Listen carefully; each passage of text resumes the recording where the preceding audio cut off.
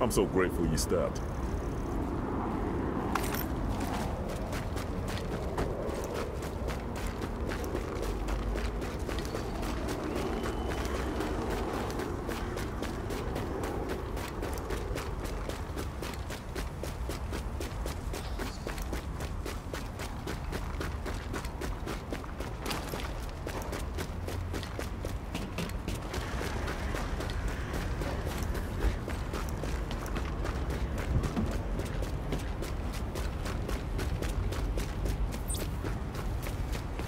This is our turf. You think you could just come in here and steal what belongs to us? Huh? Who they're messing with?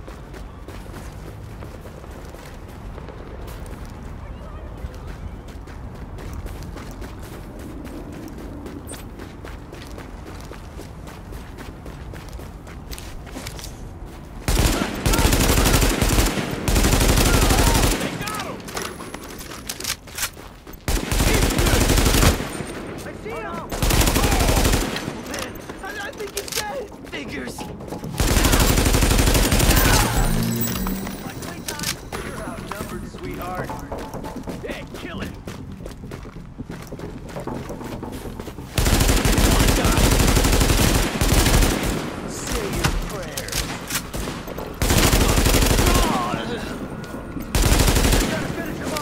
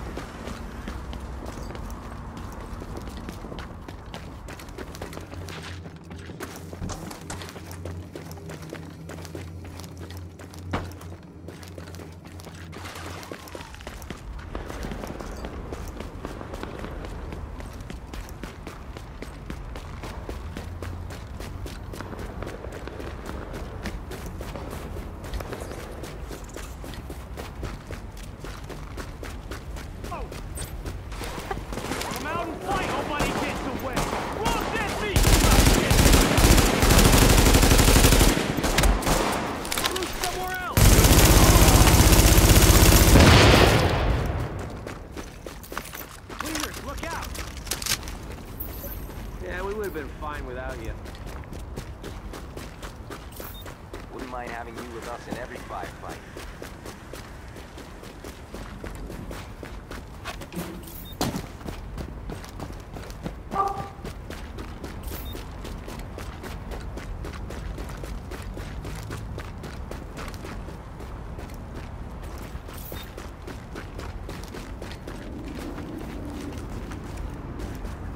Freeze to death.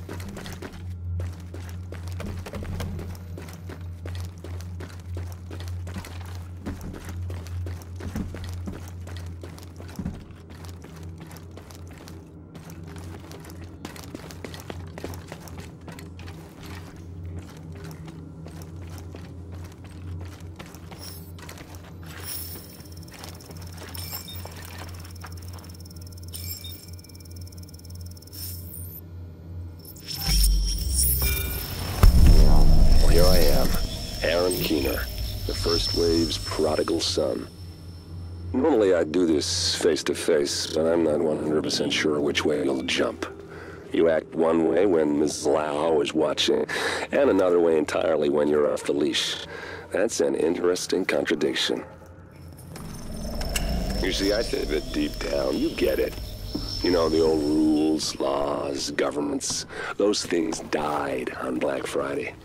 But the feral PMCs, the convicts, the ones smart enough and good enough to take what they need, they'll survive. Me? I'm gonna prosper. Oh, you could too, but you took an oath, right? You got a duty. Those are both ways of saying that your conscience is fucking you. You ask yourself, who has earned a right to tell you what to do? Do you know how many agents died to hold the dark zone, just for the brass to give up and put a wall around it? You don't believe me? You should check the place out for yourself. But the people you're working for, they're irrelevant now. Amherst changed how the game is played, and I have got the vision to win. I got Chernenko, I got a DNA printer, and a very interesting recipe book. I'm gonna write my own rules. You should think about getting in on this thing. I'll be seeing you.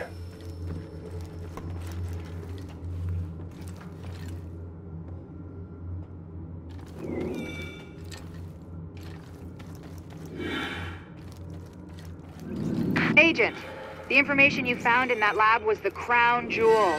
I think we can break this thing now.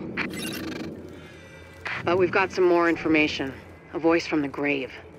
Listen to what Amherst has to say.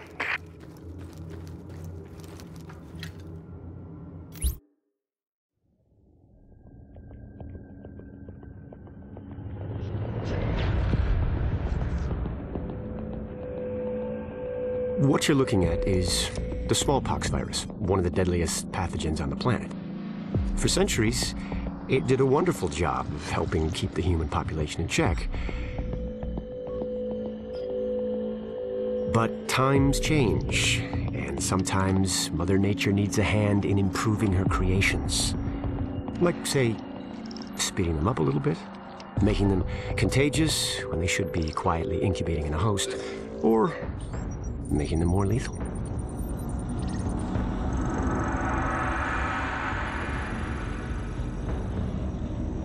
I didn't come up with the approach on my own. My friend Vitaly is one of the pioneers in the field, and the idea has been around for years. Genome as data. You see, once we digitized DNA, we made it infinitely mutable. We could do 1,000 virtual variations in the time it used to take to grow a 1 lab-grade generation of pathogens. And we could pick the best, most lethal combinations and make them real. That's how you make a killer virus, you see. Mix in genetic code from other diseases, and you move the sliders all the way up on lethality and virulence. The goal was a 90% mortality rate. I'm not sure my green poison is going to quite hit that, but honestly, that's just details. As long as most of humanity goes, the Earth stands a fighting chance. Technically, technology is what's killing the planet. But that's not really the case. It's the greed that drives the technology. But a funny thing happened on the way to $100 genome maps and 3D printed plastic toys. Someone figured out those technologies could be repurposed, modified for the greater good. Me. Now, my virus is going to do what nature's always done. Decide who lives and who dies. And if nature decides I die, then I die. If nothing else, I'll have a lot of company. Natural selection at its finest, helped along by a little unnatural genetic manipulation. It's all data, really. Life's just a method of processing it. The same way I processed the smallpox genome on my laptop. And who's to say that wasn't the plan all along?